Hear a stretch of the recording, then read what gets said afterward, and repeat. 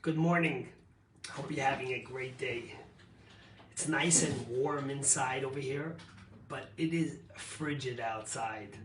When I woke up in the morning, the temperature said it was -7 degrees with the windshield factor. In fact, it's the coldest Arctic air we've gotten in 3 years nearly. That's how cold it is.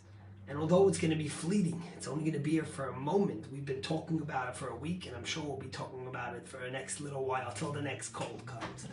But I was thinking, once we're talking about cold, I wanted to speak and connect it somehow to the Torah portion.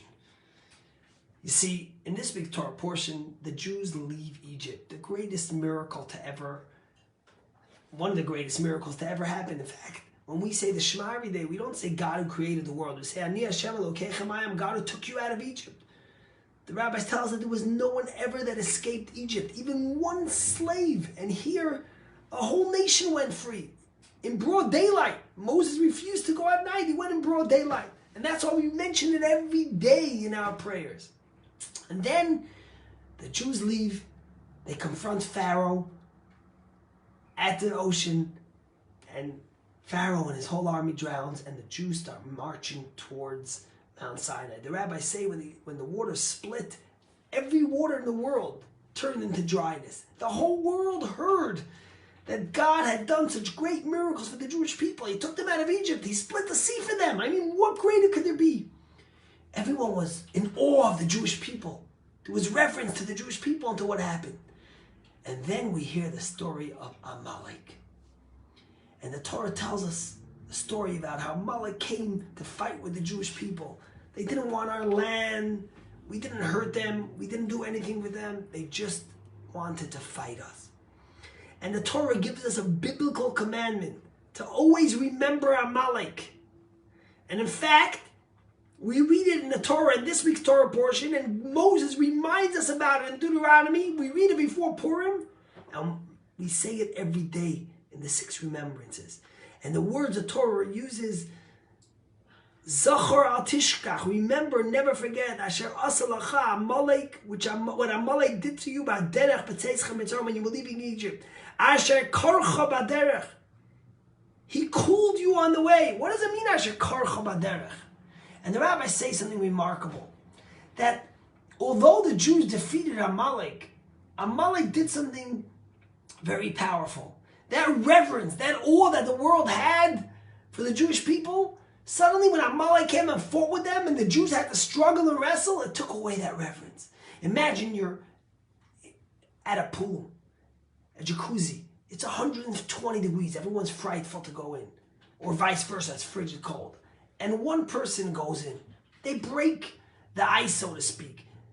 For the next person, although the degrees might be the same, they're not scared to go in anymore because it's been broken in.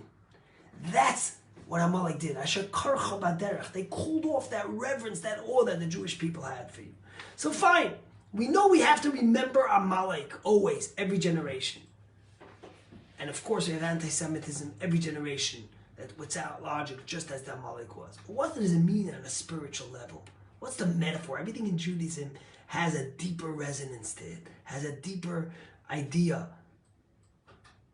And the rabbis tell us something very powerful. So this tells us that Amalek represents coldness. What does coldness represent in a person? Apathy. Warmth, passion represents engagement. Cold represents apathy. The worst thing for a Jew, for a human being, is when they're cold and calculated without any warmth and passion for the things they do. You know, what's the difference between a live person and, heaven forbid, a dead person? The average body temperature of a human when they're living is 98.6. But when a person passes away, their temperature is between 37 and 41 degrees, whatever it may be. They're cold. Life, sustenance, connects to warmth. When a person is cold, he becomes apathetic and disengaged. And the Torah tells us that one of the most important things is to always remember as a Jew what apathy could do for you. What apathy could do to someone who's engaged, who's a believer, who's connected. But when you become apathetic, when you're only cold and calculated, when you only let your mind work and not your heart, not your feelings, not your emotions, it could be the most dangerous thing. You know, I always say the famous joke, one of my favorite jokes about this guy who said he was an atheist. You know, he lived in Manhattan, but even though he was a Jewish atheist, he still sent his kid to the most preppy school, fancy school. Well, guess what? The best school was a Catholic school. So the kid goes to Catholic school, but the father's an atheist. He doesn't believe in God. One day the kid comes home and father says, Dad, turns his kid and said, what did you learn in school? He said, oh, I learned about the Trinity. The Father, the Son, and the Father. His father turns white. He grabs the kid by the collar and he says, listen, kiddo, there's one God and we don't believe in him. You see, when you're passionate about something, when you're engaged, warmth, Torah, light is warmth. And the Torah warns us about the first thing is to remember every day not to be apathetic, to be engaged, to be connected, to be warm, to be full of life to something. Because when you're full of life, when you're empathetic, when you care, then suddenly things are different. You know, yesterday I shared this video about the famous first black actor who passed away at 94 years old last week. And I share the story that he shares on 60 Minutes, how he was born and he grew up in such ignorance, not knowing anything.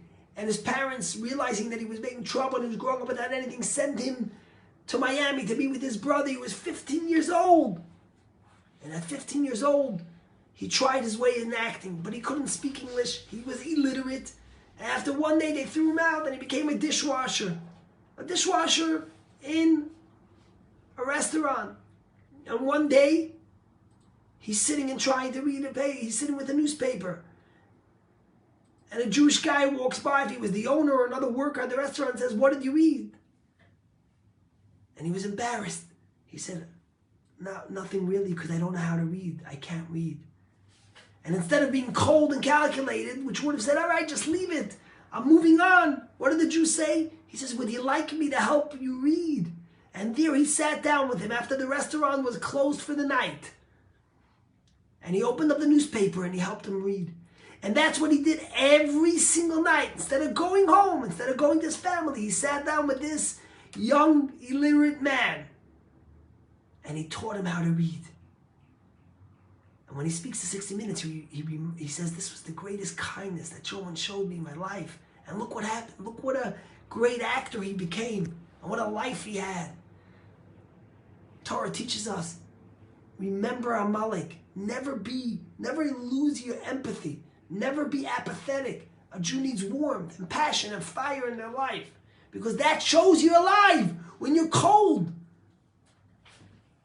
that means you're not alive. May Hashem give us to always have warmth in our life. Even when it's cold outside. Our body temperature, our soul temperature, our inside should be warm, full of life, full of kindness, full of empathy, and full of engagement with our Judaism. A Jew serves God with fervor.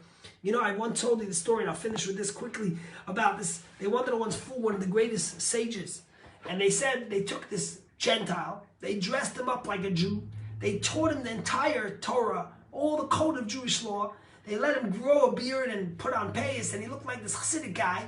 And they brought him in front of the rabbi to ordain him as a rabbi. But guess what? He wasn't Jewish, but they said they'll fool him. The rabbi asked him questions. He knew everything. And then at the end, he said, I can't ordain him as a rabbi.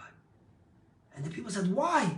He says, he's not Jewish. He said, but how do you know? He looks Jewish. He knows everything. He says, because when he's studying, he doesn't shuckle. He's not shaking. A Jew, when he studies, he shuckles. Because he's full of passion. He's full of fervor of excitement. Because the soul of God is flickering in him. That's what we need. Warmth, empathy, passion, excitement, engagement in our Jewish life. Have a great day.